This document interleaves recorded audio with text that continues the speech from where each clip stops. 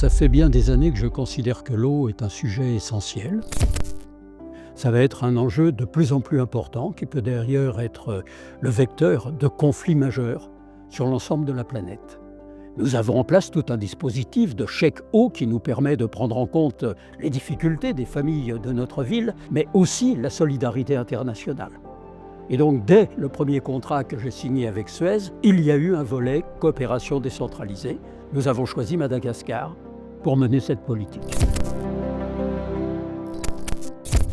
L'implication d'Issoudun dans le projet Eden qui fédère 3 villes en région centre-Val-de-Loire, c'est s'engager à mutualiser les pratiques, ce que les uns et les autres font, on va dire peut-être ou faisaient un peu seuls de leur côté. Il y a eu notamment un forum régional avec Centraidé où on a mutualisé l'ensemble des pratiques et ça permet d'échanger et de ne pas être seul sur l'agenda des solutions liées à l'agenda 2030 et aux ODD. Le fait de se rendre sur place m'a réellement permis de comprendre les problématiques des populations à s'approvisionner en eau. L'eau, elle coule le long des montagnes, il y a des sources, il y a des nappes pleines. Ce qu'on a pu voir, c'est vraiment leur difficulté à l'acheminer, à la traiter, à la nettoyer. Mais sinon, l'eau, elle est là. Il faut comprendre que la ville de Béhenge, elle est assez particulière, c'est qu'elle est très étendue. Elle a une superficie de 142 km² avec des montagnes, des vallées allant jusqu'à 1410 mètres d'altitude. Mais l'acheminement en eau est très compliqué. Donc c'est là qu'Aquasistance nous a apporté son aide pour travailler sur comment canaliser cette eau. On se rend compte à quel point aussi, nous, ici, ouvrir le robinet, c'est une banalité. Chez eux, il faut aller jusqu'à la borne, il faut remplir un jerrycan, 20 litres. 20 litres, c'est 20 kilos. De l'autre côté, le rapporter chez soi, il y a le transport. Ça permet aussi de repenser toutes les thématiques de l'eau, de les remettre en perspective. Grâce à cette coopération, nous avons pu faire pas mal de bornes fontaines qui donnent de l'eau potable à plusieurs populations, plusieurs quartiers de la commune.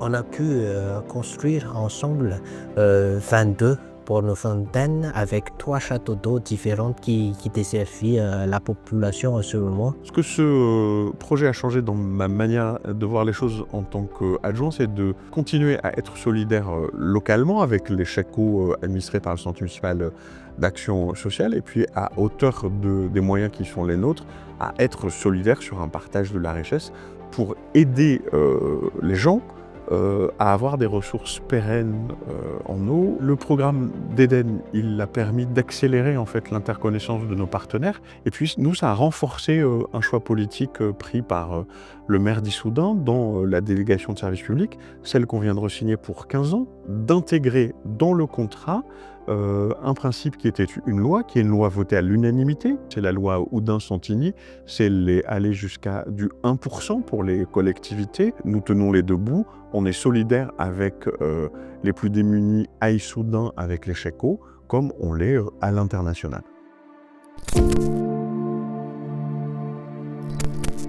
Le projet Eden, ça nous a permis d'avoir un effet levier pour réactiver une coopération qui existe depuis 2011 avec la ville d'Azrou, dans la région de Fès-Meknès au Maroc. Ça a vraiment permis de revenir sur le terrain à la rencontre des nouveaux représentants de la commune et de travailler ce projet autour du photovoltaïque avec l'appui d'Électriciens sans frontières. Ce partenariat extra-européen s'est concrétisé sous forme de coopération décentralisée. L'accord de coopération a été signé en 2011 entre les deux villes. L'intérêt du service des relations internationales de la ville de Blois pour s'engager dans le projet Eden est né suite à l'idée d'un projet de formation théorique et pratique à destination de jeunes en reconversion dans un centre de formation à Azrou. Blois, étant ville à énergie verte, a saisi l'opportunité pour s'engager dans une action de coopération autour du développement durable et des énergies renouvelables. Eden a du sens à Blois parce qu'on est très engagé sur la question de la transition écologique Et que donc travailler sur les énergies renouvelables avec notre ville d'Azrou en coopération, ça avait beaucoup de sens. On a la chance d'avoir une vraie richesse de culture qui vient enrichir notre patrimoine.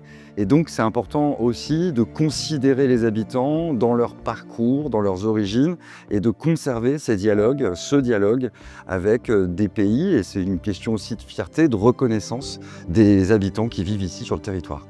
Il existe des retombées sur le territoire blésois, telles que le rayonnement de la ville de Blois à l'international, une ouverture sur le monde, apporter une réponse aux enjeux climatiques et aux objectifs de développement durable, et créer des liens tout simples entre les citoyens.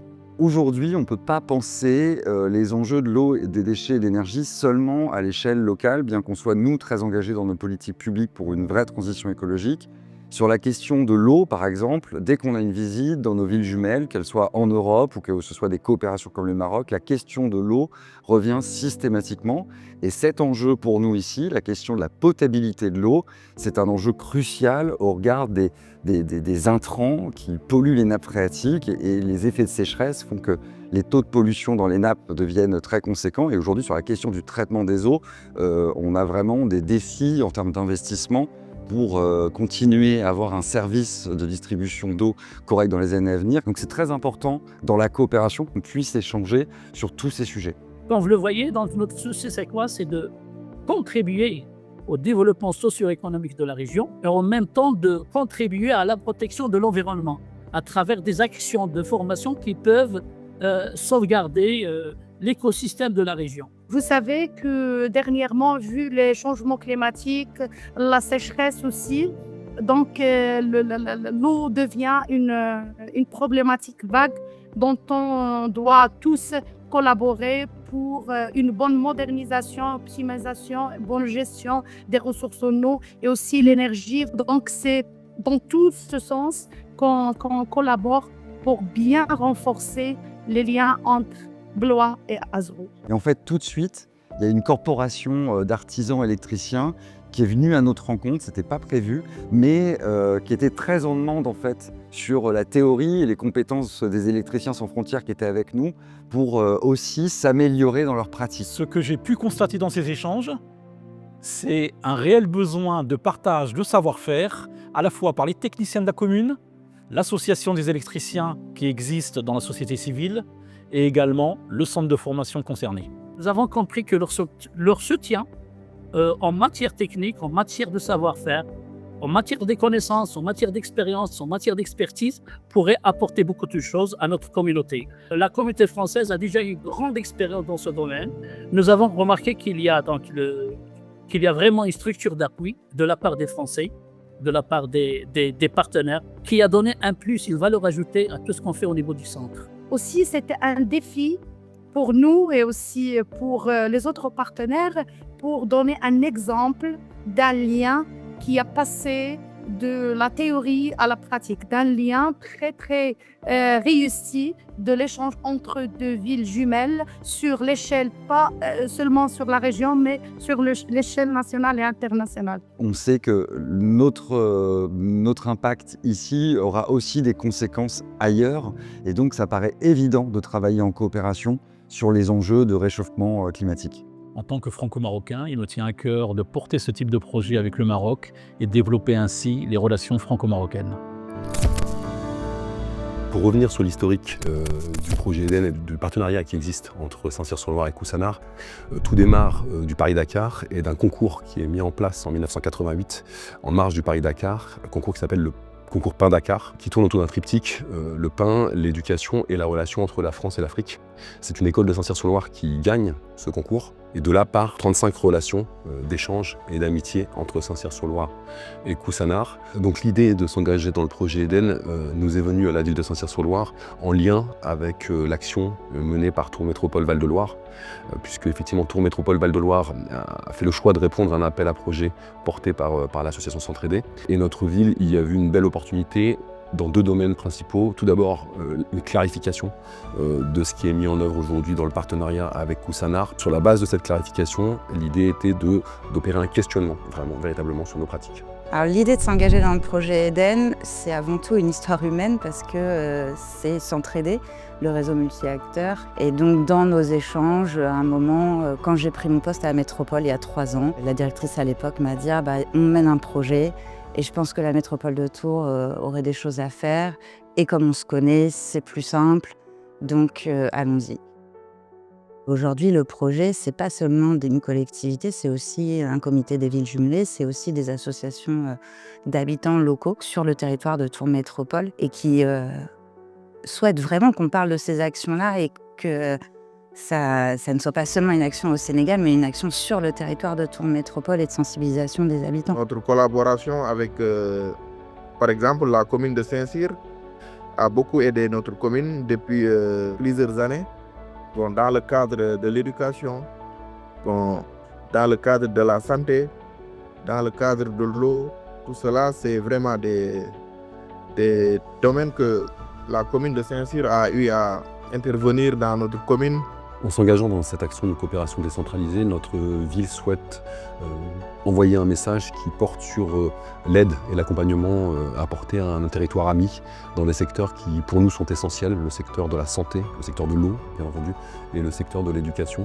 Cela correspond donc à une volonté d'inscrire notre action dans le temps long. Et c'est une zone aussi où il fait vraiment très chaud, parce que c'est la zone du Sénégal oriental, là où il fait jusqu'à 45 degrés.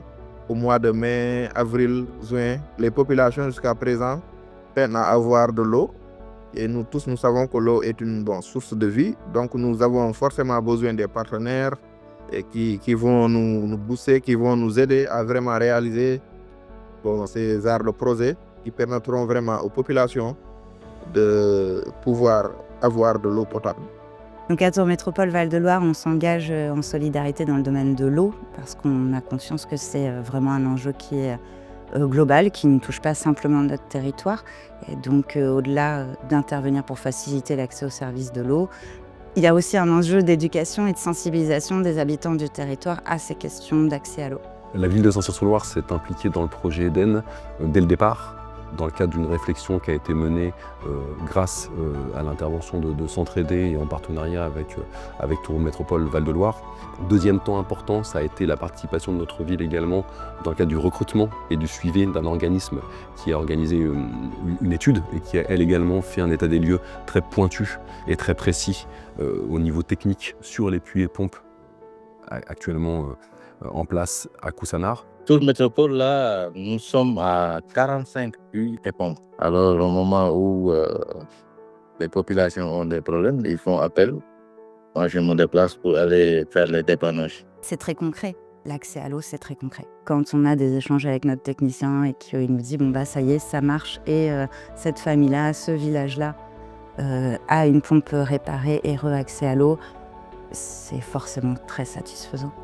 Ils sont très, très contents, ces gens.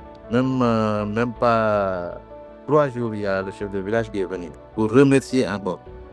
Et l'ouvrage, ça marche très bien. On a mis une pompe Lawrence qui fonctionne très, très bien. Donc le projet Eden a finalement fait évoluer certaines pratiques au sein de ma collectivité, en ce sens qu'il a rappelé avec force la nécessité de travailler en co-construction et de prendre le temps aussi de travailler avec nos partenaires. Pour moi, la vraie réussite du projet Eden, c'est d'avoir pu permettre à nos partenaires locaux de venir en mission en France, permettre à l'agent de maintenance local, Pathé, de rencontrer la personne qu'il a tous les jours sur WhatsApp. Ici, à Tours, c'était vraiment même très émouvant. Donc, ça a fini de resserrer les liens qu'on voulait resserrer avec le projet Eden. Donc là, c'était vraiment super.